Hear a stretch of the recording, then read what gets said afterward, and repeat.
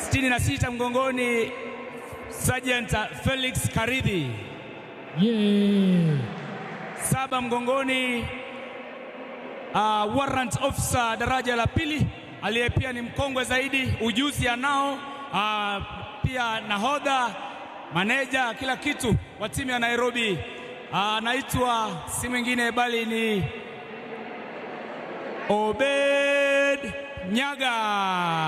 Safi safi safi safi safi safi. Nambari 6 mgongoni ni Senior Sergeant Nixon Oyaro.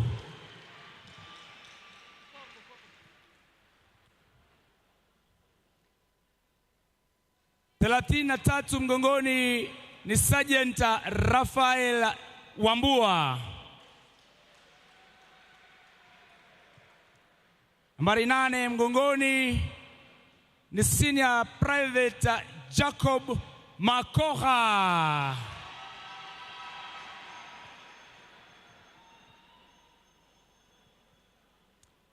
Nambari 4 mgongoni ni Sergeant Adrian Imenje. Nambari 9 mgongoni mfungaji bora ni Kopro Julius Macharia. Nambari 13 Nahashon Munene. Nambari 14 Anthony Mutuku. Nambari 15 Senior Private Slava Amimo. Vile vile kuna nambari 11 Edgar Eliamo. Francis Odhiambo. Nambari 10 Frederick Otieno. Nambari 18 Abel Mbarak.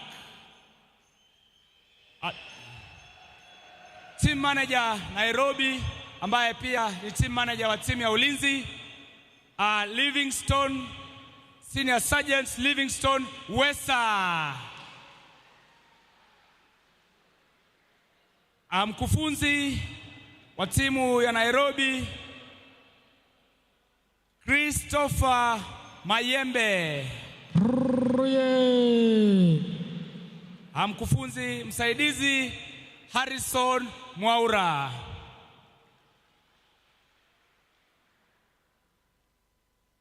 Mtazamaji, vile vile kuna timu ya Artillery Brigade halimaarufu kama The Gunners ambao pia ni defending champions wa taji hili.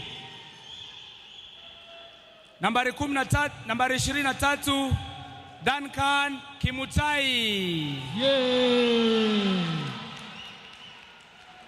Nambari 1 ambaye pia ni mlinda lango Jafar Mohamed. Nambari 8 ambaye ndiye nahodha vile vile mkufunzi wa timu ya wa ladies Senior Ghana Musa Munyasia. Nambari 11 mgongoni ambaye amecheza sana, ametuwakilisha katika klabu za nje, si mwingine bali ni Lance Bobadia Felix Isuta. Nambari 14 mgongoni mchezaji mkongwe kabisa Sergeant Kiragu. Mchezaji vijana wanasema mnoma, si mwingine bali ni mchezaji nambari 5 mgongoni Jona Abayo. Nambari 7 mgongoni Senior Ghana Solomon Kimalewa. Nambari 13 mgongoni Frank Kiplagat. Nambari 10 mgongoni, mshambulizi hatari Sami Nzomo. Nambari 12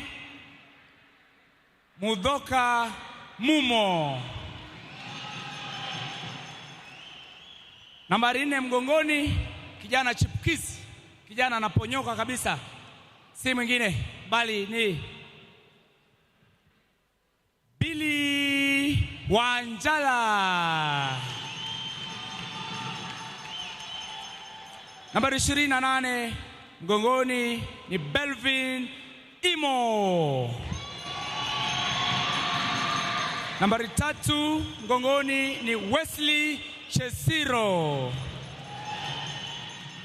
Team manager Emmanuel Kieti, Sergeant Emmanuel Kieti.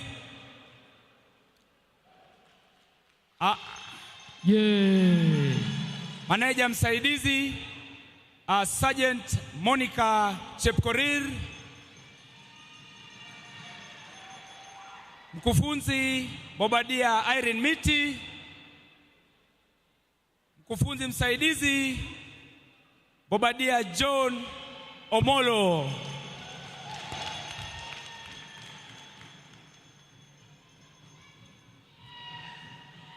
Referees Kennedy Iyese,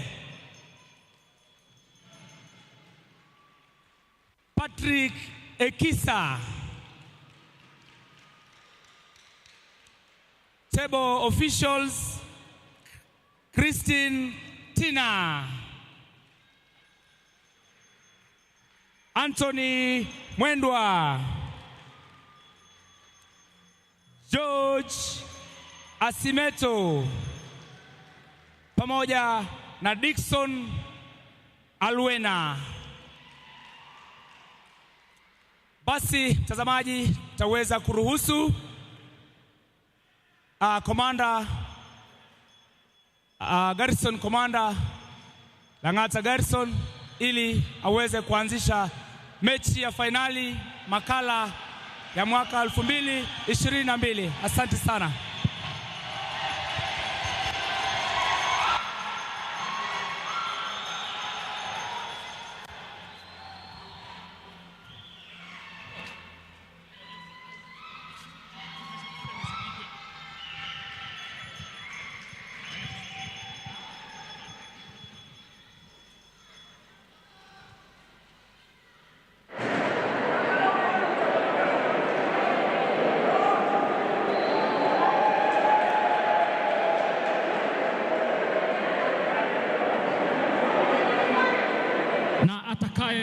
Fungua michezo hii ya fainali ni Garrison Komanda Kahawa, Brigadia Keter.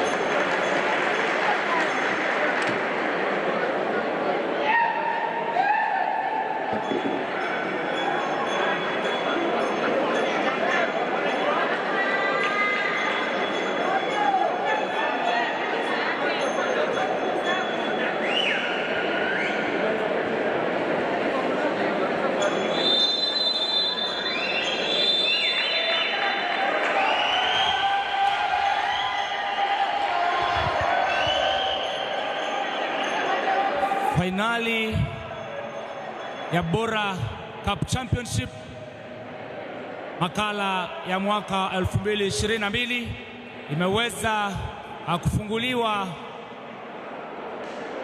na Kahawa Garrison Commander Brigadier Keter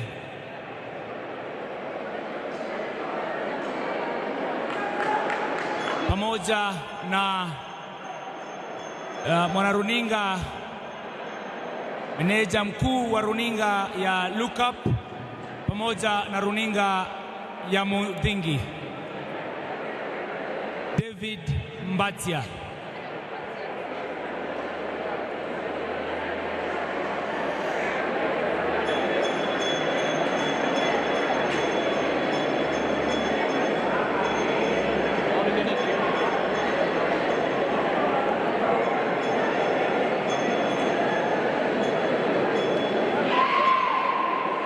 Wageni wa heshima katika mechi ya fainali ya makala ya mwaka 2022 ni Garrison Commander Lang'ata Brigadier Jaldesa,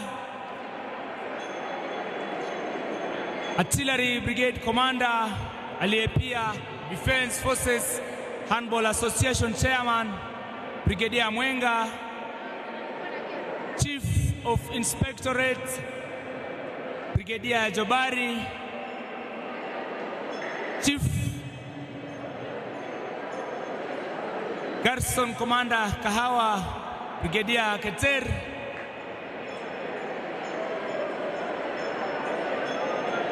Corps Commander Kaseme Colonel Wambugu,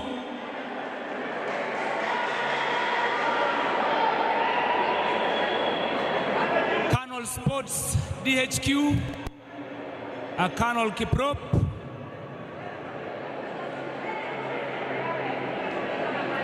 tungependa pia kumtambua Bora Cup Evaluation Team DHQ Bora Cup Evaluation Team chini ya uongozi wake Kanali Mbugua. Wakati wowote hivi sasa mechi ya fainali kati ya Artillery Brigade, the defending champions, na Nairobi itaweza kuanza. Mtangazaji mwenza.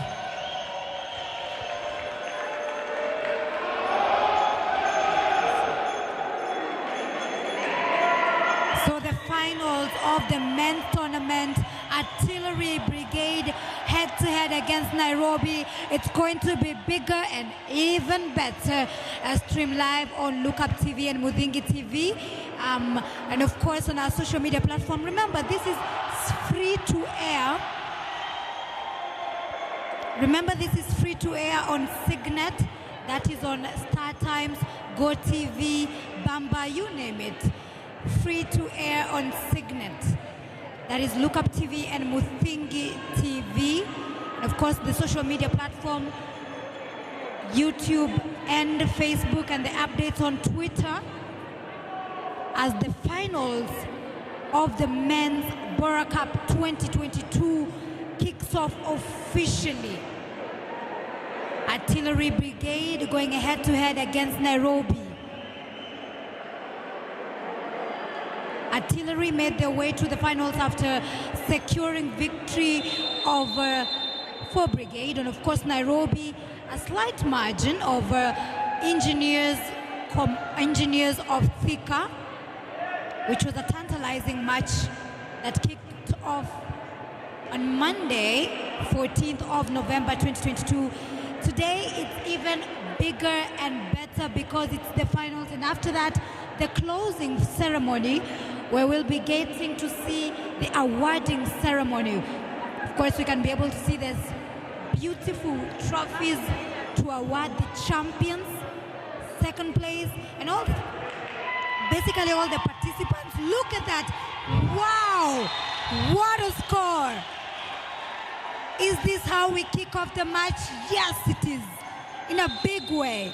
Now it's 0-1 in favor of Artillery. In favor of Artillery Brigade. Wamboi, what do you make of this particular tournament? What do you think of the finals? Look at that. And it's just goal after goal. This is how we start the heat. The heat starts when you see goals trickling in, goals just trickling in. I believe that EMBAKASI will have to do a lot of working because apparently they have seen their women do whatever they are supposed to be doing. So I'm believing that EMBAKASI wameingia na ile mahanja ya kujua they have to win this game. But apparently the both teams seems to be so strong, seems to be so focused about the game because apparently you can see the speed they're moving in. Another thing you realize about how much the teamwork they're putting in because apparently you can tell from EMBAKASI how they, after they score, how they're moving back to their goal. So apparently I'm believing that it's a tough game. It's a tough game. Definitely going to be a tough game. This is not going to be easy.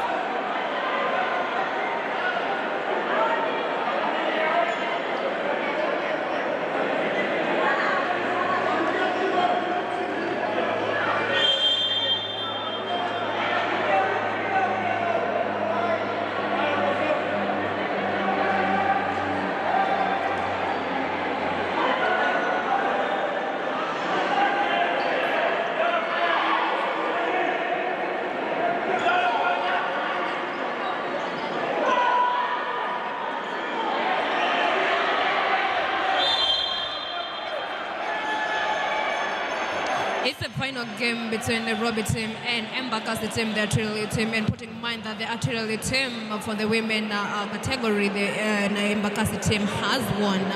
It's a final game for the NAIROBI and EMBAKASI team. This is the Defense Forces Handball. You'll definitely feel the heat of the finals when the pace is just going this fast. Of course, similar to what we witnessed in the women's category. So we do expect to see a similar fashion as from the women's side, in that it's going to be fast-paced, it's going to be aggressive. Each team is going to try to outdo the other in order to just emerge as the champions of the men's tournament of the Bora Cup 2022. One thing I love about the men is that I've ever realized that men are not afraid of being hurt. You know, there's a way a woman plays and you feel like she's avoiding to be hurt, but for the men, they're like, kaende, kaende.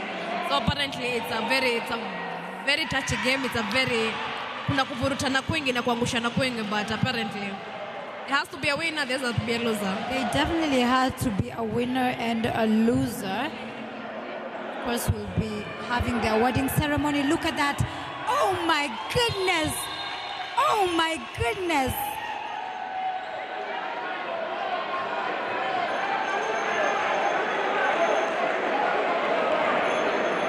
That definitely was a fashionable way to score. As long as it gets straight into the net, that's what both sides are looking for. So NAIROBI trying to respond. NAIROBI definitely trying to respond to that one. They failed to put one on the net. And one thing we realize about the team is that EMBAKASI are there in their red jerseys, and the NAIROBI team is in the green jerseys. And for now, the score is 2-1 in favor of EMBAKASI. EMBAKASI in the red jerseys, and the NAIROBI team is in the green jerseys.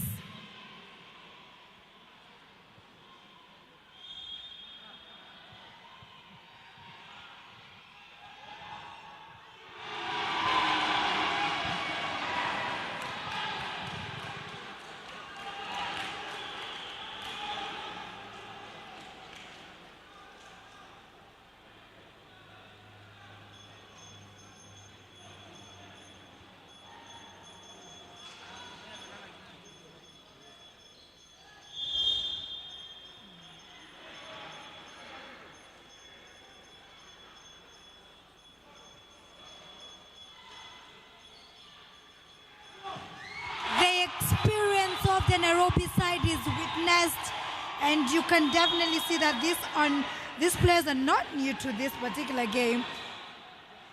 So much composure and experience. Players who have played before and have so much knowledge of this game, and it can be witnessed with just scores being a 2-2. Look at that! Oh my goodness!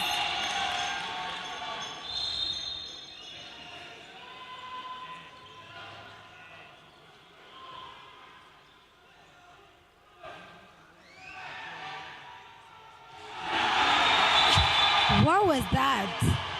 What was that? What was that all about?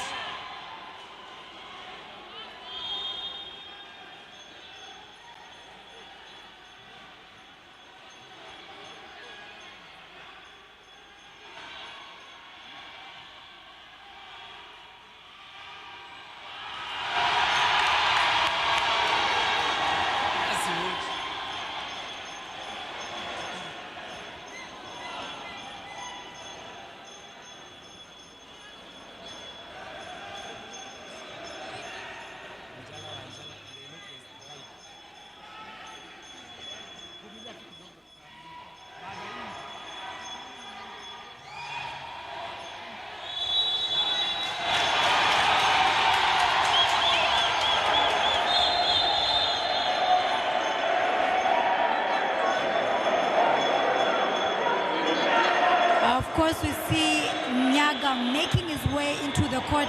This is a particular player who is very inspirational. So Nyaga on the penalty spot. Nyaga will try to make something out of it. Yes, he does it. Beautiful. 4-3 for Nairobi. Nyaga never fails. This particular experienced player, the most experienced player on the field. Most definitely. Mchezaji mzoefu kabisa.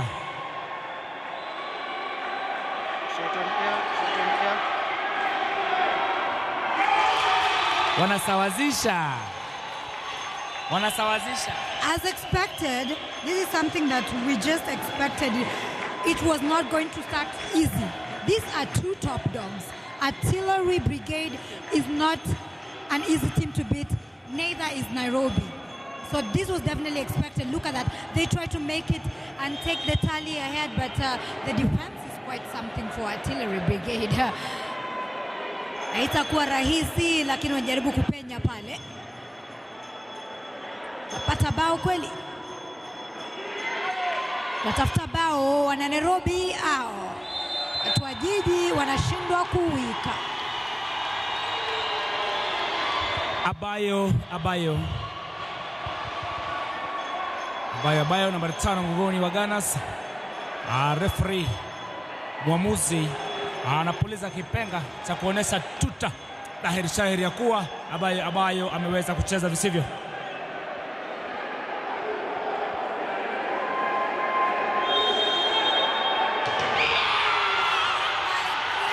Anakosa Nyaga. My goodness, Nyaga anakosa Nyaga, lakini tena kwa upande ule mwingine Artillery Brigade pia wanajaribu wanaangazia too high. I mean, nothing would come out of that really. Tunasema jana ni over Diba. Don't score too high. Over. Don't score too high. Don't go too high. Wamboi over Diba.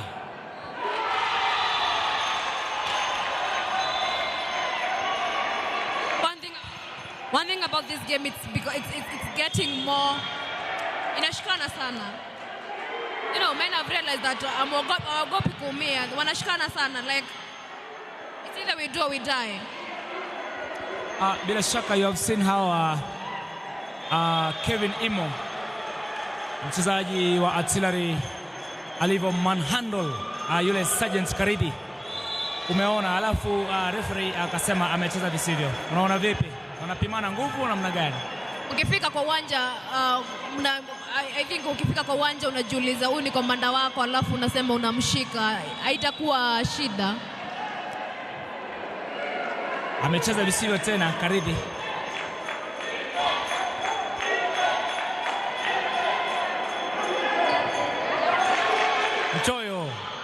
amemnyima nafasi.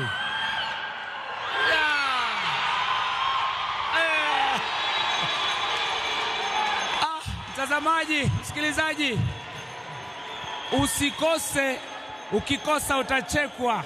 Fainali ya makala ya mwaka 2022 yamewaka moto ndani ya Ulinzi Sports Complex. Things are just like this. These are just what happens in the finals. Remember, live on Lookuptv and Muthingi TV, where you can get it on Signet free to air on GoTV and Star Times. Oh, again, they respond. They respond.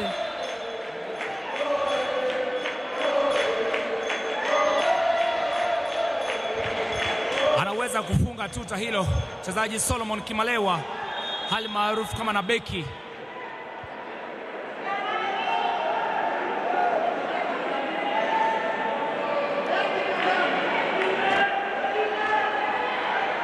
Wanjala.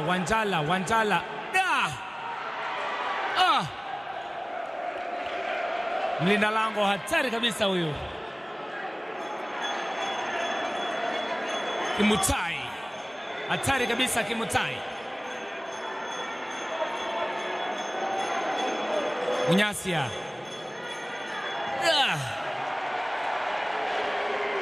Anamnyima raha. Wajua bao lina raha kweli. Anamnyima raha, bao lina raha. Akifunga bao anasikia kweli, I did it.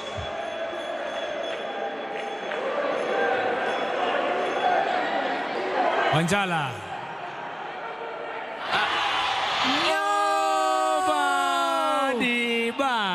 No, you don't make scores like that. You don't waste opportunities like that. You need to capitalize on every chance. And that, it would be a score had he... amekosa kule pia. Referee anasema ameiba.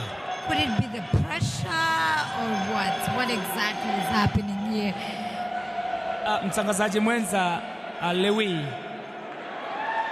Mtangazaji mwenza Lewi, unaweza kuliona lile kombe pale? Manake mwana Atila analimezea mate kweli. Naona meza imenakshika kabisa. Kwa nyara, zinaitwa nyara trophies. Tena zina rangi ya zari ama dhahabu. Zinapendeza, vile vile kuna hizo nishani. Hivi basi mambo shwari kabisa.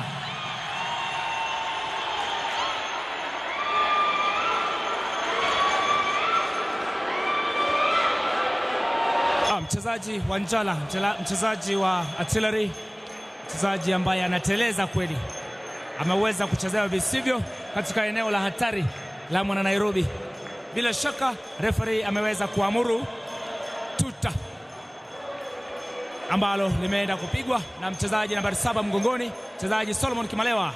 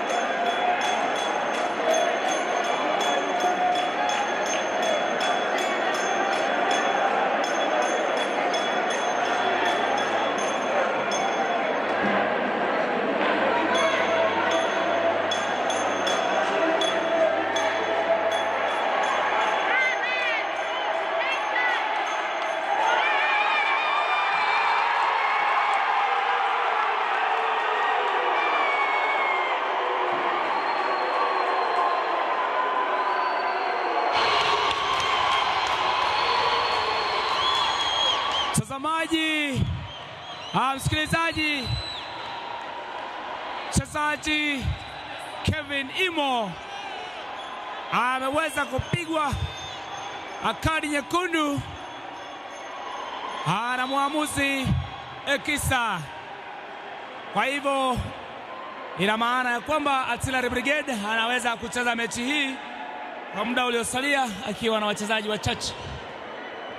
Similar fashion with the women's side where we saw a similar strategy, but now the match has just started and already there's a red card. So let's see what happens here. Oh my goodness! Oh my goodness! Oh, we got to 5-7. 5-7.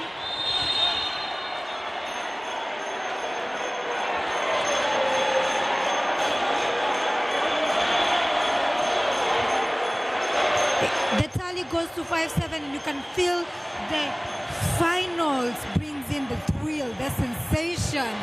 EMBAKASI team enjoying each and every of this, just trying to psych their fellow men who are playing 5 players, 1 player less. So let's see what happens. This is the finals of the Bora Cup. Chief of Defense Forces Cdf Bora Cup 2022 finals right here at the Ulinzi Sports Complex. Mambo ni kama haya. Mambo ni kama haya. Live at the Ulinzi Sports Complex, and of course Lookuptv airing it live pamoja na Muthingi TV. Lookuptv and Muthingi TV airing it live, free to air on Signet, which is free on GoTV. Star Times analikosa aje? How does he miss that? Try to score from that particular angle, but it doesn't just come in. It just doesn't.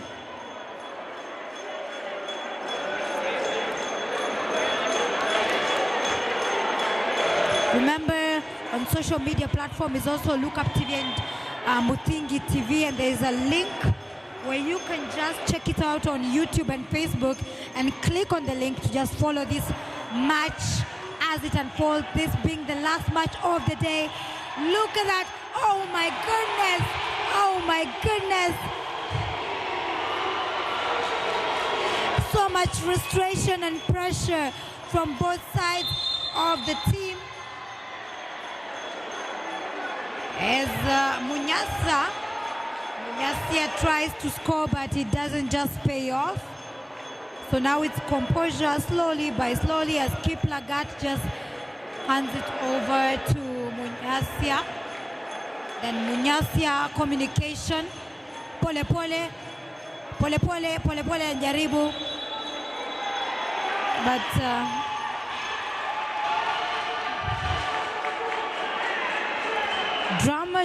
drama as it unfolds in the finals. This is kind of it.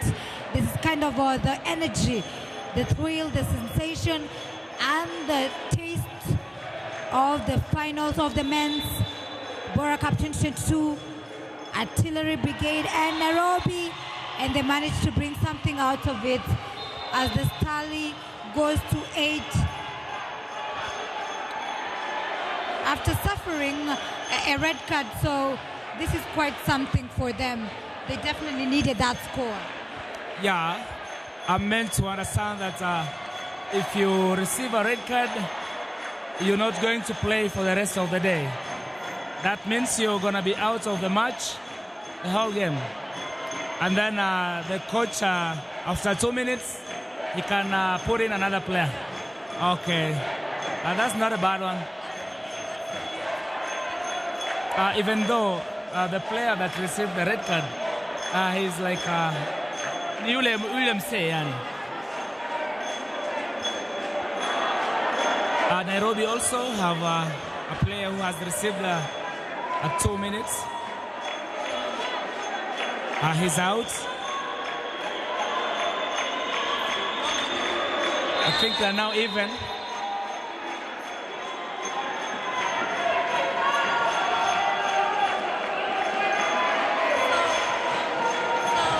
So let's see if Nyaga is going to change this game because we're just seeing him making his presence. Nyaga tries it. Nyaga scores beautifully, and it's 6 from a very far range, and he makes it 6-8. Wow, experience is quite something. Sensational. Timeout.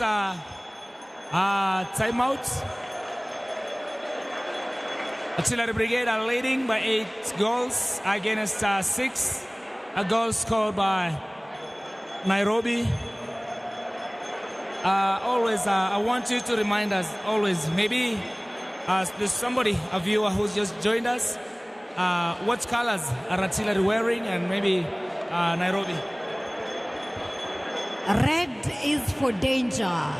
Red is to be seen. Red is dominant. And that is the color that Artillery Brigade represent.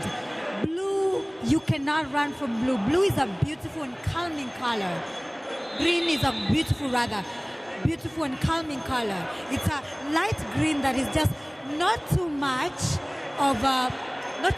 color in it, but enough to be seen, and that's what Nairobi represents. So it's light green for Nairobi and red for Artillery. And it's a score. Wanjala makes it straight into the net to take the tally to 6-9 now. So it's 9-6. How about that?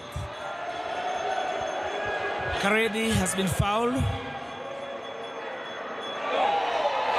It's a goal. It's a goal.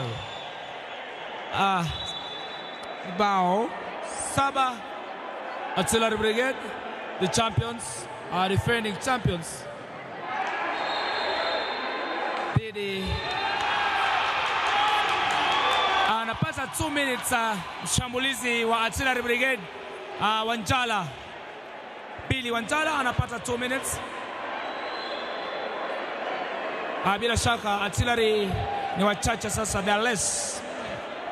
At this point, Artillery needs to be very careful in terms of how they tackle, just to ensure that they don't make any mistakes that might cost them in the long run, because some of these already suffering a red and then another yellow, so it's not quite something that you want to see on the court.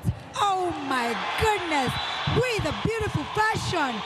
Is it 9-8 right now, just 1 point.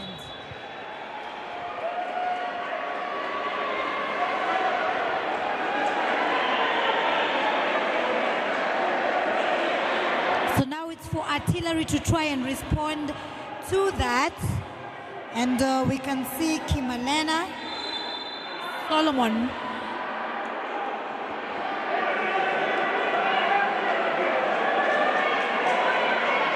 They're marking Kiplagat right there.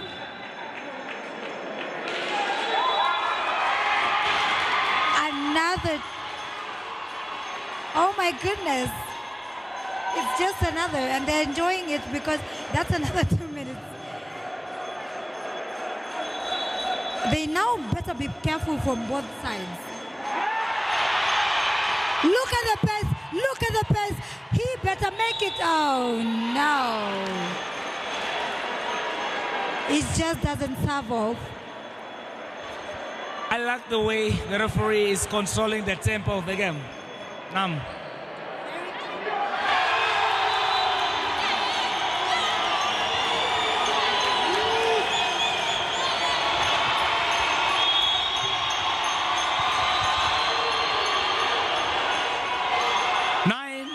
Nine.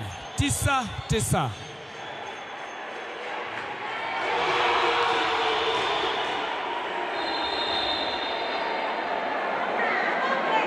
Mtazamaji, kumbuka timu hii ya Nairobi, it's a team that is formed up of players who have really aged. Ni wachezaji ambao umri wao ni mkubwa, vile ni wachezaji wamekuwa katika masuala ya mchezo wa handball kwa kipindi kirefu. And Artillery players ni vijana wadogo ama less experienced players. So hii mechi ni kati ya experience na nini na stamina ama tunaita nini? Bila shaka timu ya Nairobi kama unavyosema ni kweli kabisa. Kwa mtazamo wangu, kama si umri kwa umeenda sana, timu ya Nairobi inaweza kufanya vizuri sana, manake ni timu ya wachezaji ambapo wako na uzoefu baada ya kucheza kwa kipindi kirefu sana. Manake hapo hata kuna afisa mteule daraja la pili Nyaga. Yaani ni timu ya wakongwe kweli. Bila shaka. Nairobi yuko mbele, ambapo timu ya Artillery iko na umri ya vijana kama Wamboi na Marion, miaka 21 tu, vijana wadogo sana. Abayo anafanya mambo kwa sare 10 dhidi ya 10. Abayo nambari 5 mgongoni Artillery.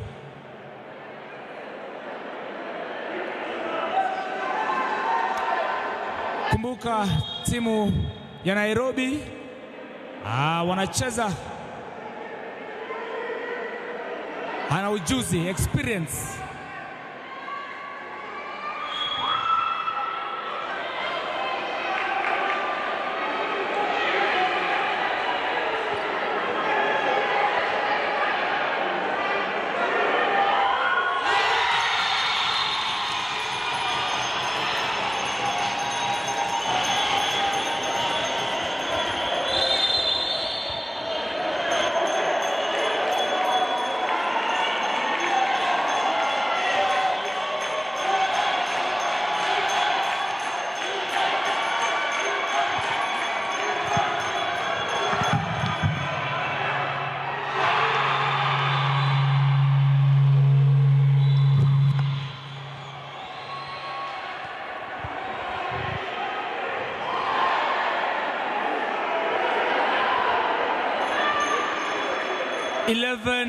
Eleven. Karedi wa Nairobi.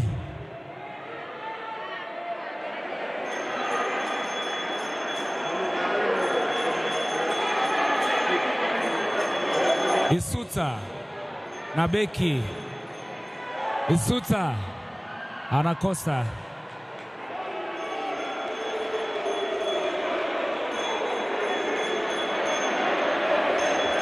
Tangu Wamboi, sijui unajionea namna gani msimamo wa mabao ni 11-11, Nairobi 11, Artillery 11.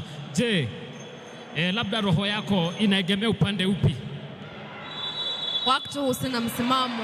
Looking at how the Artillery team first got the red card, it affected them in a bit. And Nairobi team would have taken advantage of that red card. Mwamuzi and apparently they have made the gap wider more than how it's supposed to be. But for now, the teams zinaonekana zote nguvu ni moja, so tunangoja tuone ni aje. Nyaga anasahihisha. It's Nyaga.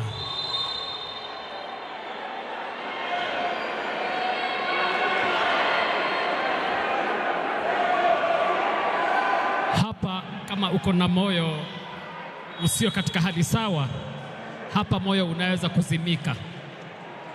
Moyo unaweza kusimama hapa. Lakini Artillery kama mabingwa watetezi, ningeweza kuitakia timu ya Nairobi angalau iweze kuchukua taji ya mwaka huu, lakini hayo ni kwa kusema tu ya kweli ama majawabu inatokea ndani ya uwanja.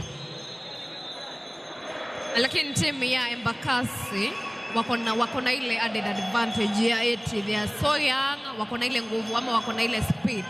They should take advantage of the speed and run. But putting in mind that the Nairobi team is experienced pia, wako na ile tactic ya kujua mbona wanatushindia hapa. And apparently it's getting a bit interesting kuona that most of the minutes tunatoka draw. As in, it's very interesting kuona that tumeenda half time tukiwa draw. Bila shaka naliunga tamko lako kabisa. Artillery wako na mseto wa vijana na wachezaji wakongwe kidogo tu, lakini vijana ndio idadi kubwa. Hivi basi kwa sababu ya kasi na uchovu wako na hiyo, unasema kwa King'eng'e added advantage bila shaka.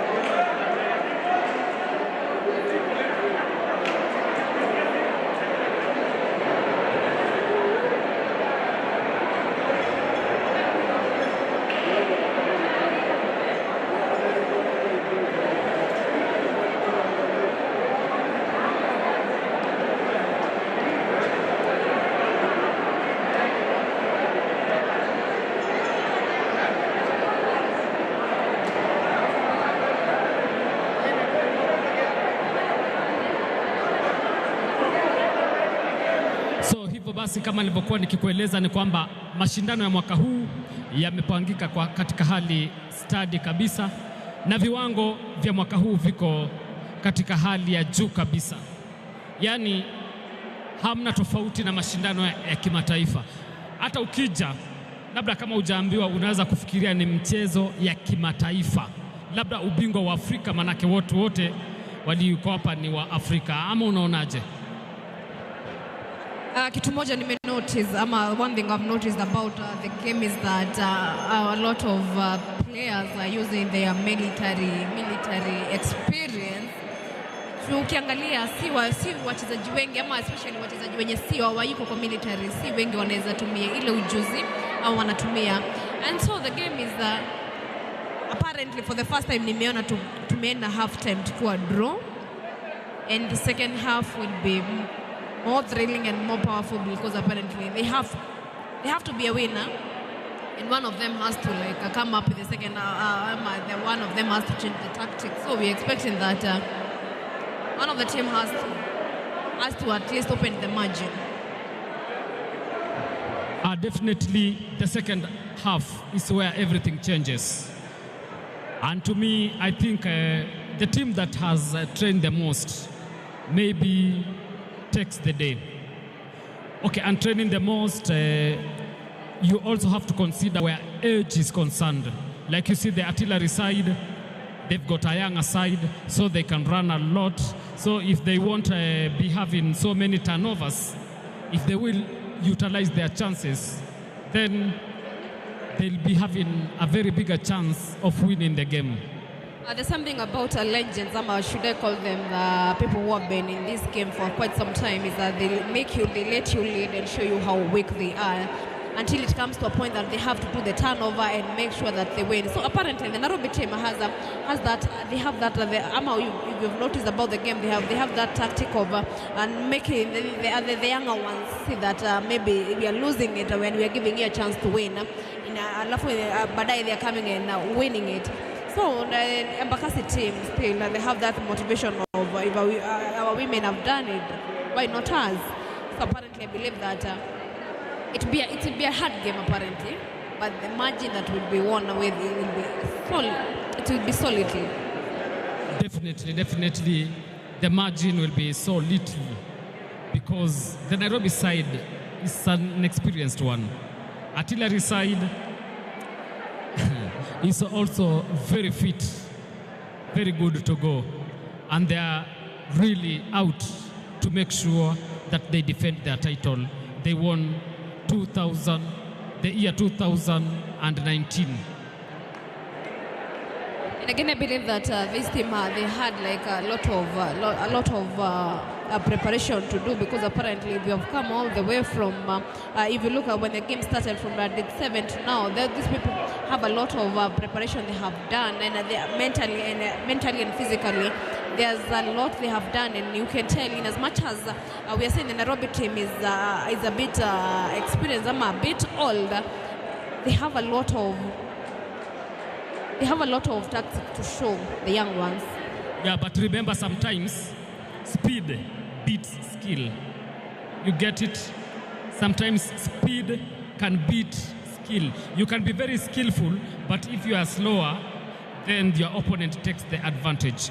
So on paper, Nairobi is the best team.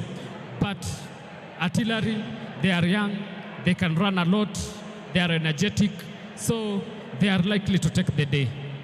You believe that these teams will come out with the mentality that we are in the finals, we don't have to look at our age, we don't have to look at how experienced we are? Do you feel like they'll come up with, after the second half, after the break is over, do you feel like they'll come with the mentality that now it's us, it's us to do this? Yeah, but it's very different in sports. You see, in sports, when you are old and your opponent is younger, okay, the age plays a big role where experience is concerned, where knowing the rules of the game is concerned. But remember, the younger you are, the more you can run, the more you can do many things. That's why you see even in other sports, young boys, younger girls perform the best. Be it in boxing, football, in athletics. When you are old, you've got the experience where knowledge is concerned, but the ability pulls you down due to your age factor. Let me involve my colleague Marion. Marion, you have seen the game that I think for the first time I've seen a game going a draw, in a break. As in, what's your take about the game, and what do you feel like who will do better, or who will win? Nairobi is not new to this style of fashion. In fact, Nairobi witnessed a similar occasion yesterday before securing their victory. We did see, of course, Nairobi at the semi-finals going against Engineers of Thika, and it was just the same situation where you think this team will win, then all of a sudden is boom, there's a change. So at this point, really, I really can't pinpoint which team will outdo the other. Actually, when it comes from the break, we will see the style of play of both teams and just know if there's a motivation or kidogo demoralization. I do feel like the Nairobi team is hiding a lot of clues, because apparently they're letting the kids. Apparently, are they hiding the clues? Because apparently you're seeing at the first instance, they let the EMBAKASI team win. Then after they come back, they're coming back with a bang. Do you feel like they're hiding their claws at some point? Let me tell you, the beauty of Nairobi team is the experience. Like my fellow commentator Shida was saying, this is a team that they're not young players. They're not new to the game. It carries experienced players. Like when you just look at them from their physique, you can just tell that these people have been doing it times and times. They even players who are past the 45 years of age mark, meaning these are players who have so much experience, and they could use that to their advantage. They could capitalize on any mistakes that Artillery Brigade make and capitalize to their advantage, because with their experience they know you don't make such mistakes, you don't do this, you don't do that, and that could work for them in the fashion sense.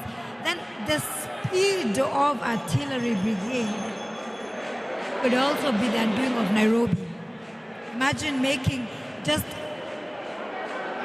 to be so accurate and fast-paced all the way to the net. It's going to be frustrating for the Nairobian side. And that's why we're saying, as per se, they're on level terms. They're definitely on level terms. Do you feel like the Nairobi team failed to use the advantage of the red card that was issued? Putting in mind that the artillery team was playing with one less man. So do you feel like the Nairobi team should have taken advantage of that and widened the gap? Because apparently, if they fail to widen up here, it may affect them later on. Do you feel like they didn't take advantage of it? Come again? Do you feel like the Nairobi team failed to utilize the red card that was issued? Certainly, that was a crucial player that was just kicked out. So I expected the margin to be at least for us to see quite a gap, maybe 2 points, 3 points, 4 points. Take advantage of that.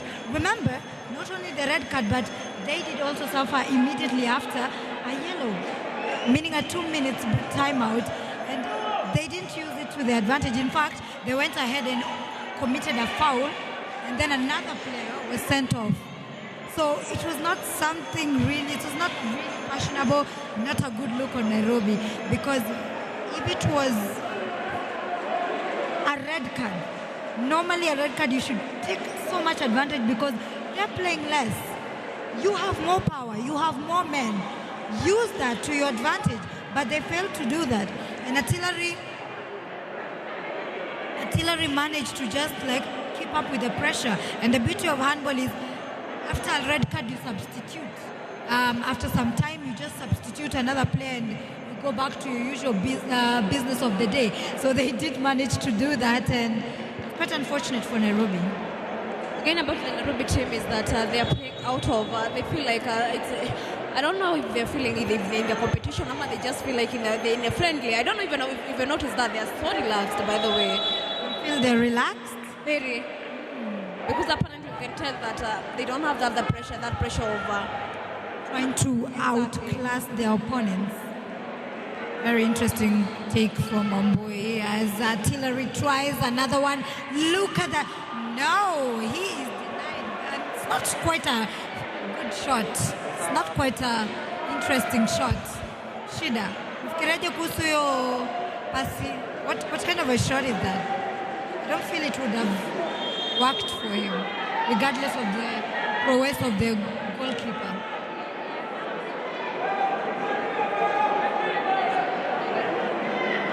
He knows how to keep the post safe.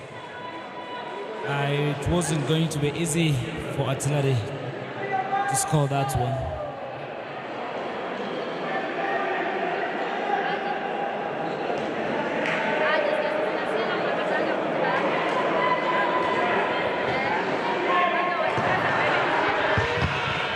Piga save kabisa Matata.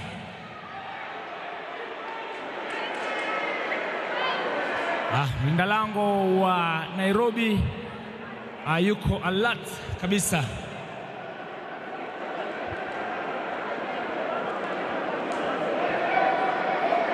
Ikiwa unajiunga nasi sasa hivi, tuko katika Ulinzi Sports Complex, ikiwa ni makala ya mwaka 2022, ikiwa ni mechi ya fainali dhidi ya mwana Artillery na mwana Nairobi almaarufu kama The Employer. Ni mwanzo tu wa kipindi cha pili ambapo Artillery anaongoza kwa takriban mabao 13 dhidi ya 12 ya mwana Nairobi. Naendelea kupata matangazo ya moja kwa moja kutoka Ulinzi Sports Complex kupitia kwa runinga ya Lookup, akishirikiana kwa mpigo na mwana Mudhingi, ikiwa ni sisi watangazaji wako studio Shida, Miss Kageni, Wamboi Njao, Lewis Mwanzia. bila shaka Lewis Mwanzia. Wakwa. Mechi imewaka moto kweli. Finali imewaka moto. The match really matches the standards of a final match.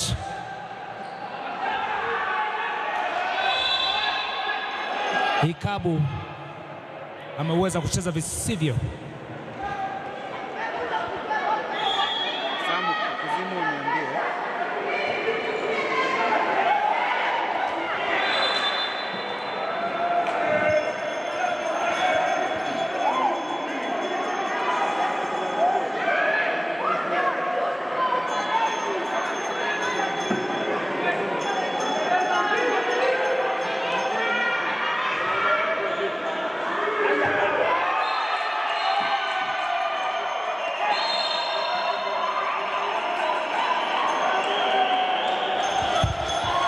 Nambari 7 mgongoni Artillery Solomon na beki anapachika wavuni, bao la 14.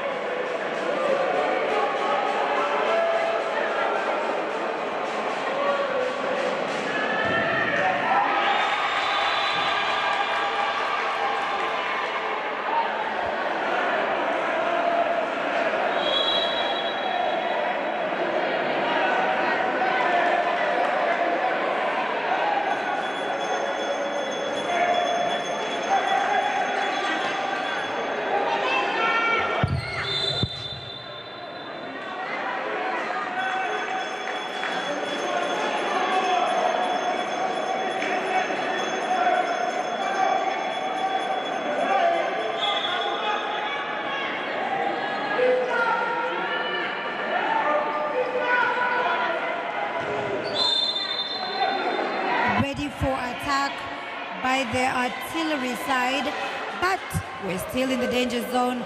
Look at that beautiful pass, beautiful pass. Oh, Solomon does it. Solomon takes the score, takes the tally to 15, 2 points gap.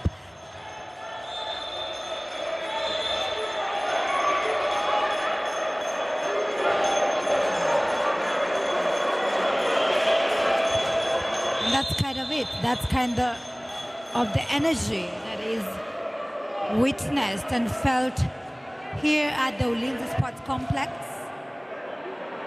where the Bora Cup 2022 is kicking off for the finals. Look at that! Oh my! Is it Musa? Beautiful. 16-13. Artillery are starting to have more composure, more dominance.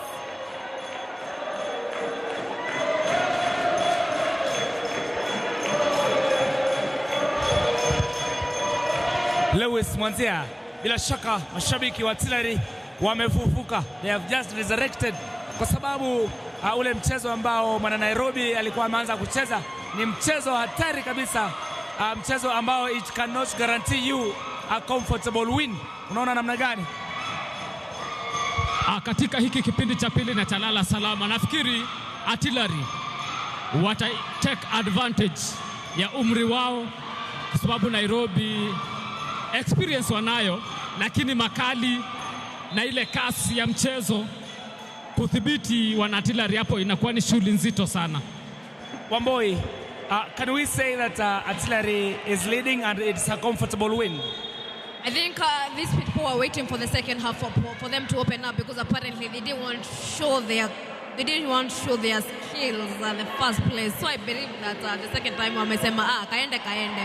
So they are opening up and boom, here we are, 16-13. Of course. What about you? What do you say? Is it a comfortable win for Artillery? Artillery dominates again. What a second half this has been. It's a game changer. It's a game changer. 17-13. They did not come to play. Remember, we said the finals are going to be even madder, even crazier, even heavier, as both teams. Solomon hands it back to Musa. Amecheza visivyo. Amecheza visivyo mchezaji Isuta. Artillery 11. Artillery 11, wonder.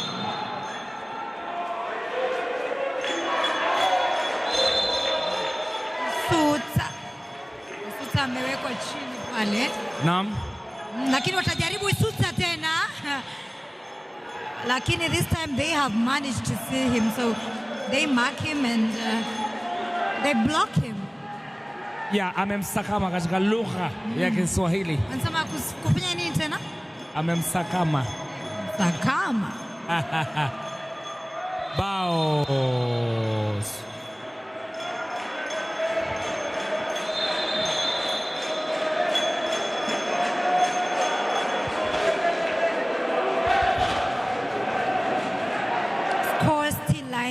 lies at 17-13. 17, of course, in favor of Artillery, who definitely want to follow the routes or the road, the path of their sisters, as Nairobi makes a score finally now to take the tally to 17-14. Wana Artillery tu pole pole, Abayo pale nazingirwa sana.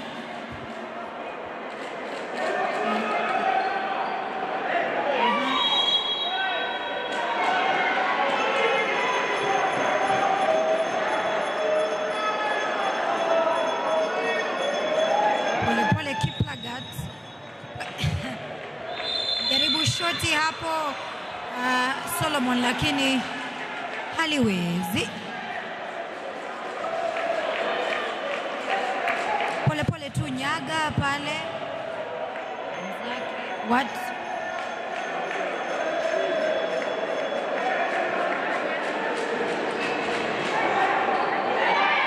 Ni finali kama unaangana nasi. Hatari How fast is that? Sensational. How fast is that? Sensational. Beautiful. That is the beauty of Kiplagat. Taking it straight into the net. Kiplagat yule amekimbia kweli. Hatari kabisa. Najua wale wa Nandi, wale wa Kalenjin Kunrazi. Kumbuka anatoka katika bonde la ufa. Rift Valley. Anatimka mbio. Mahali mbio imezaliwa. Haya basi.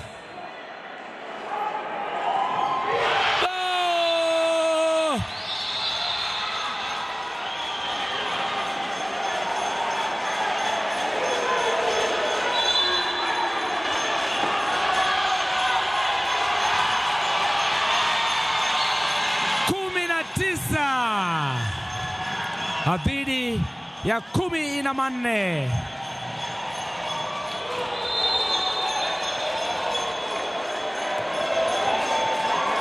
It looks as if Artillery will dominate in both the men's and the women's. Once again, not only witnessing the semi-finals, but Artillery looks as if they might just get something out of it in both categories. Yeah, of course. Isuta. He does it, and he celebrates it in a beautiful fashion. 2014. La haula. Wambo, mchezaji nambari 11 wa Artillery, Isuta, anaikomboa Artillery kutoka kwa minyororo ya ukombozi ya Nairobi. One thing about them is that speed can beat skills. Speed imeua skills. Unajua Nairobi tumeshinda tukisema the experienced, wako na kila kitu, they have all it takes, but they don't have the speed. What Embakasi have done is that they have decided a second half tunakuja na speed, tunawamaliza. You know, like when you're out of age, speed yako inakuja inakuwa kidogo. So apparently that they can just take the speed. Oh, imekuja speed imewatake. Embakasi has this thing, by the way. Definitely. They have this thing, by the way. Yeah. I think if you have experience, you should also have the punch to fight this the young talents. Artillery Brigade trying to show what the champions are really made of. They definitely have.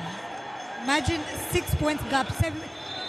It's, as one boy put it, it's as if they were just waiting for the second half to strike. Right? They were on toes, toe to toe, sako kwa bako wanapelekana pale katika kipindi cha kwanza. Kipindi cha pili, wameonyesha ubabe wao, ustadi wao.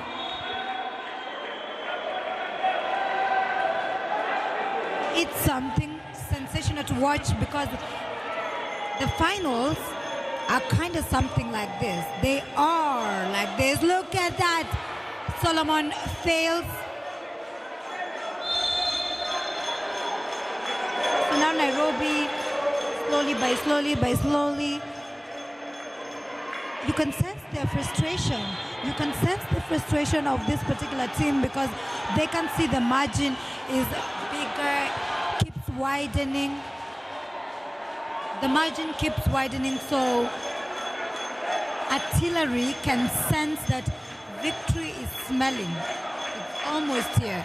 With 15 minutes to go, anything can happen though. There is a light at the end of the tunnel. They can really smell that's a big trophy at a distance, at a far. Yeah, Artillery.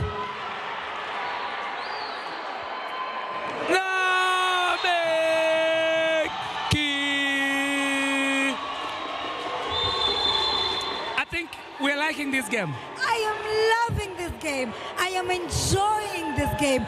Solomon just netted in a very beautiful way. Now it's 21-15. Did we expect it? We even forgot to update. Wambo, we're liking every little bit of the game. We are seeing a side that really is a champion side. Artillery Brigade are doing all they can to make sure that they are champions again. That's why I told you that the peak of the game is in the second half. And now we are seeing the peak of it because apparently they are picking it like where they left it. You know, like Nairobi team is failing because apparently they decided that they have to, you know, the tactics they use in the first half are the same tactics they're using in the second half. But apparently then EMBAKASI team has decided to show that we got new tactics that we can show you people, and we got extra power that we can use. So apparently they're using the whole power, they're using everything they got to win this game.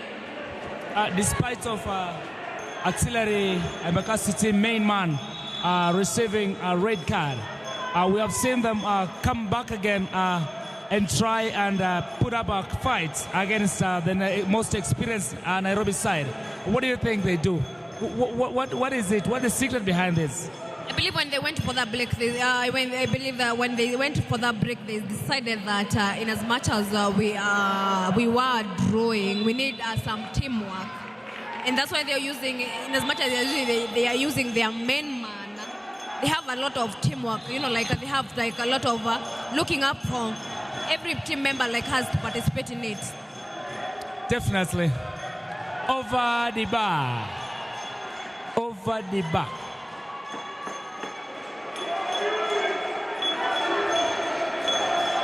Nabeki Munyasia, cheza visivyo. Mwana Nairobi anacheza visivyo. Isusa Abayo Munyasia, Isusa anamnyima kabisa. He denies Isusa. He's using his structure to his advantage. And if that's going to work out for them, then well and good. Well and good. That's your work. Isusa, jitu limekula likashiba. Bonge la mchezaji. Marion, kumbuka shida. Damu ni zito kuliko maji. Sasa shida, damu imeanza kuegemea mifupa. Manake yeye ni mwana Artillery, imefika kipindi mpaka hawezi kuficha. Ni kama mapenzi, hayafichiki. Ushabiki pia huwezi kufichika. Basi shida, kama utashinda, tutakusalimia na tukupongeze. Itakuwa ni zamu yako, sisi tutasubiria zamu yetu. Time out. Ambapo kipindi hiki Wamboi wakufunzi huwa wanachukua muda huu ama fursa hii kuweza kubadili mbinu, ama pia ni ujanja wa mkufunzi kuweza kupumzisha timu. Manake kama timu itakuwa inaongoza na mkufunzi anaona labda wachezaji wake wanaweza kuchoka, anawapumzisha angalau waweze kuvuta hewa kidogo, ndio wakirudi tena waweze kuhakikisha wanacheza mchezo vizuri kabisa.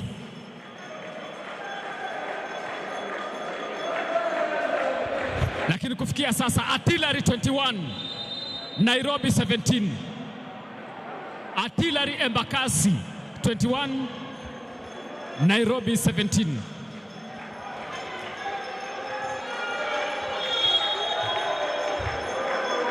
Chala. Namuona mwenyekiti wa Defense Forces Handball Association Brigadia Mwenga ako katika hali saba manasi, akifurahia viwango vya mchezo na vile vile pia timu yake inavyofanya uwanjani. Pembezoni mwake Meja Orondo naye naona yuko kwenye daftari, anachukua zile notes kidogo angalabu kuweza kuhakikisha anafuatilizia mambo yanavyoendelea. Kwako mtangazaji mwenza Sergeant Shida.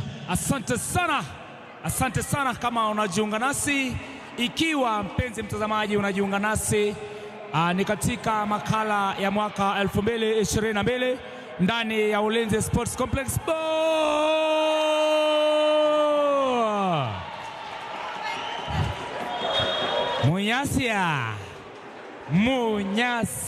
Musa Munyasia anaweza kufanya mambo kuwa mabao 22.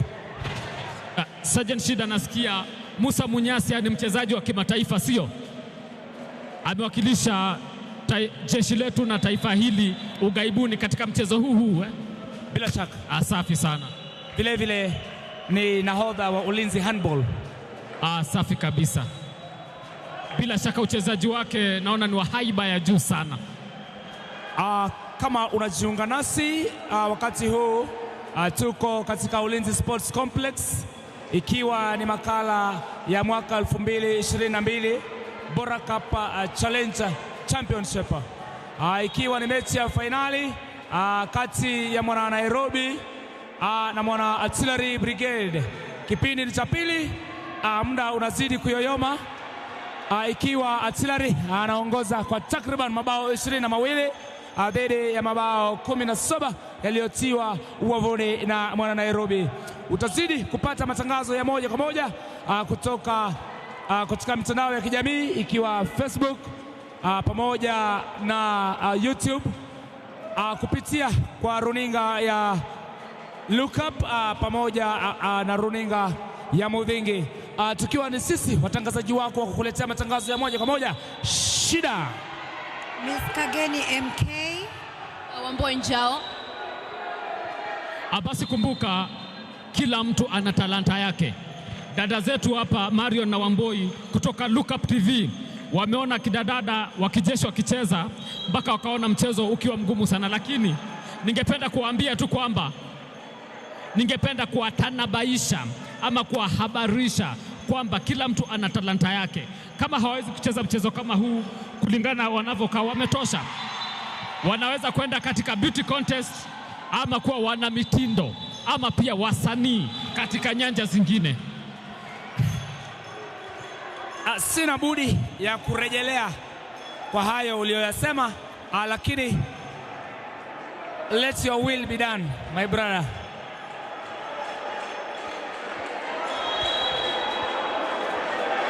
Ama Wamboi, unasemaje Wamboi kuhusiana na hayo? Mnaweza kuwa wana mitindo, wasanii. Mwanzo wewe unakaa kama Zari kutoka Tanzania, ukishika maiki, yani ukisimama kwenye stage, yani tayari wewe yani ushaua tu, ama unasemaje? Acha niseme from your mouth to God's ears. Unajua, lakini we are in the finals of the finals of Defense Forces Handball, where a Nairobi team and EMBAKASI team are in the field, and the EMBAKASI team is wearing the jersey, the red jerseys, and the Nairobi team has the green jerseys. And for now, the openings has been so big because apparently it's 23-18 with the Nairobi team recover. They just say it's over.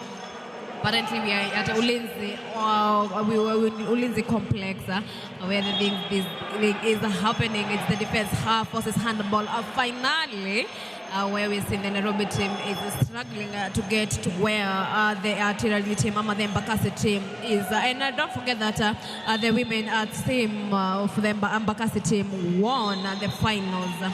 And here, yeah, because apparently it's less than 10 minutes. I believe it's less than 10 minutes for the game to be over. And I'm here with my colleagues trying to tell you what is happening on the ground, because apparently the game has been and is still ongoing.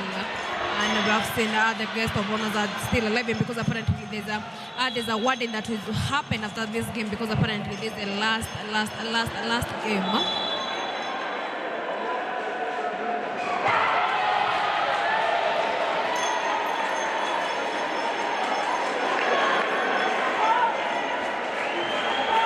Mtazamaji, msikilizaji, vile vile tungependa kuwarudishia shukrani wana runinga Lookuptv pamoja na Mudhingi kwa sababu ya kuyapeperusha matangazo ya moja kwa moja kutoka Ulinzi Sports Complex. Shukran kabisa General Manager wa Lookuptv David Mbatia kwa sababu ya kuweza kufanya shughuli hii kufaulu.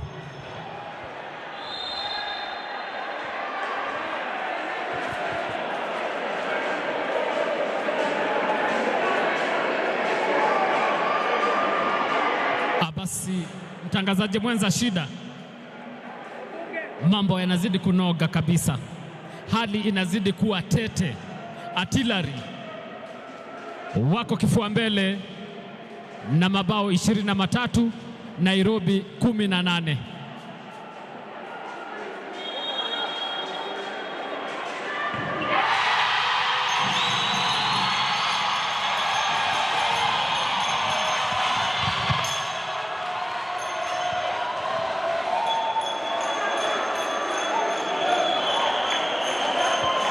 Apparently the game is almost over, where the Embakasi team is leading with 23 and the Nairobi team has their good 18 points. And today we have guest of honors. There's a Brigade Jaldas of Langata Garrison. There's Brigade Mwenga of we have Colonel Wambogo, we have Brigade Jabari, we have Brigade Gater, we have Colonel Kiprop, we have Brigade Lobali, we have Colonel Mbogwa who are with us today. And apparently the GM, the General Manager of Lookuptv and Mudhingi TV is still in the building where the finals is between Embakasi team and Nairobi team. And apparently you can see the tension has risen because apparently the game is almost over, so the tension is high. And apparently, as I told you, the Nairobi team has the green jerseys and the Embakasi team has the red jerseys, where the ball is shown to the Embakasi team, where Nairobi team is trying at least to recover. They're trying to catch up with the Embakasi team. Will they be able to recover? Watachapwa Isuta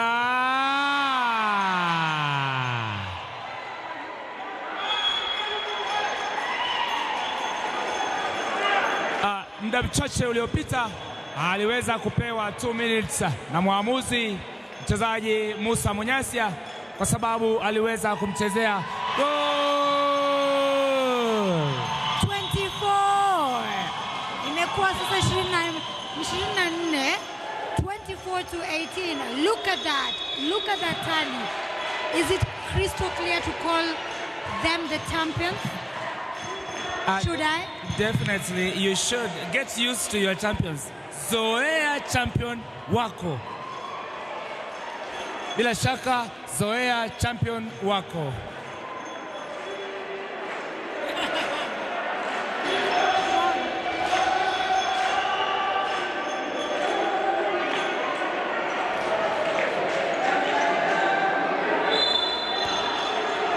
Nilikuwa nakujuza hapa awali ya kwamba mchezaji wa Artillery Musa Munyasia aliweza kupatiwa 2 minutes break na referee mwamuzi ambaye aliweza kumchezea visivyo Sergeant Karidhi.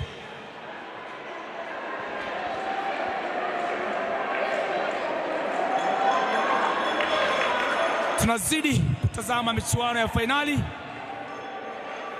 Bora Cup Championship, makala ya mwaka wa 2022. Anakosa nafasi ya wazi kabisa kijana wa Njala. Isuta Abayo, keep Wanjala. kucheza visivyo. Wanjala amefanya mambo.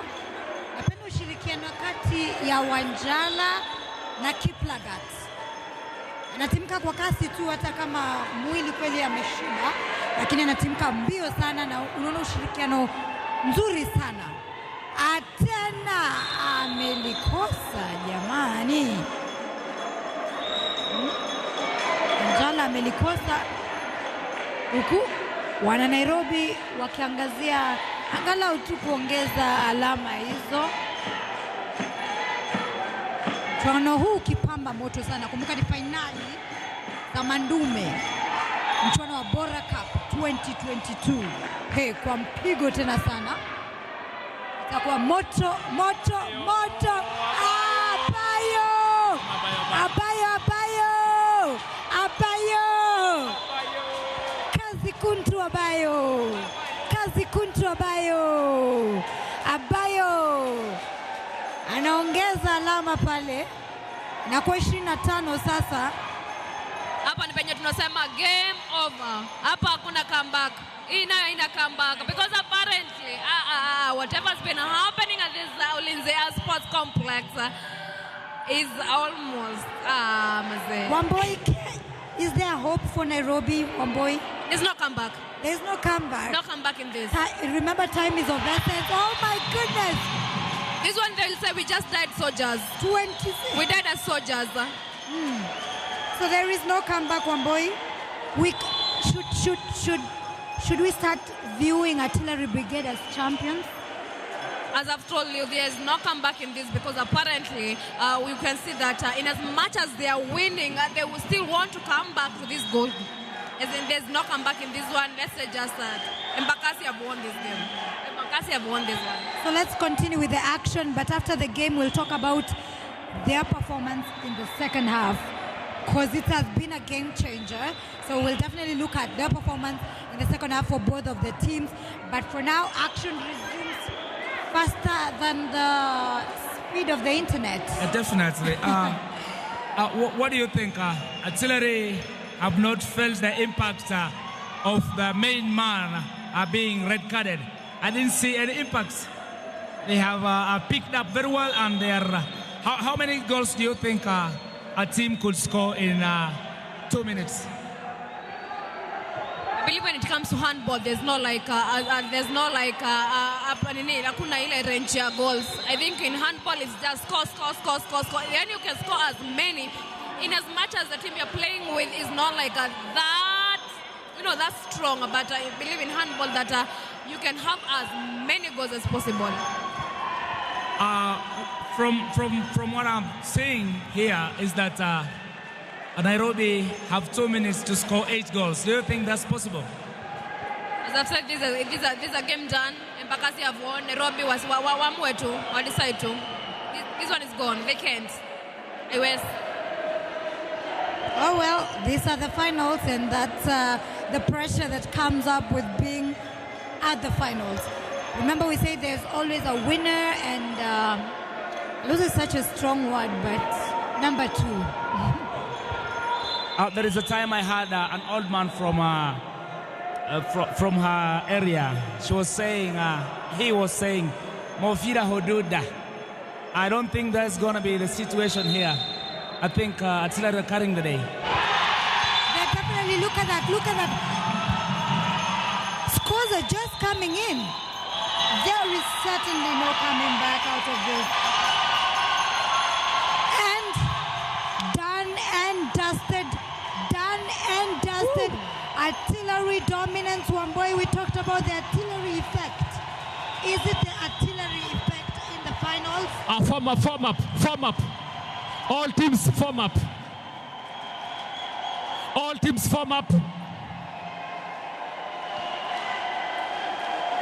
Kongole sana artillery. Team artillery. Kongole sana kwa ushindi wenu. Kongole sana. Kibinafsi vile nimpongeze Artillery Brigade Commander Brigadier Mwenga. Asante sana kwa ushindi wenu. Form up.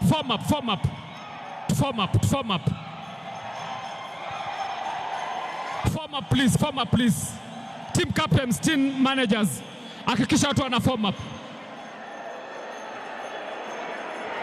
March past, form up, march past. Form up. Team managers, wapi teams to form up. 2nd Brigade leading, 4th Brigade, 6th Brigade, 8th Brigade.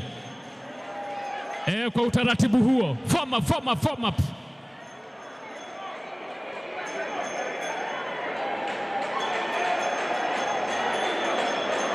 Team managers to form up. Sambaya to form up.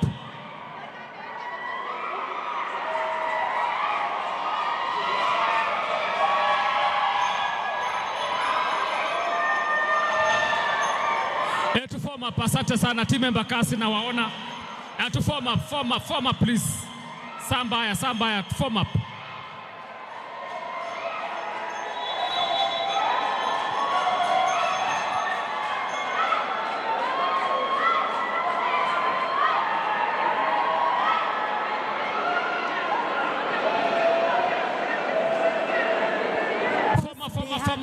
Form up. Conversation with to form up tafadhali. To form up. Kongole sana. Kongole Embakasi kwa ushindi wenu. Asante sana. Form up please.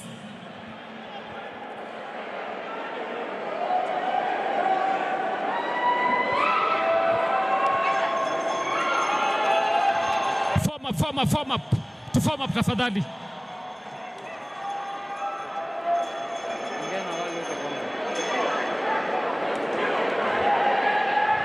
Coach tafadhali, coach very fast. To form up. Coach both sides. Coach safi.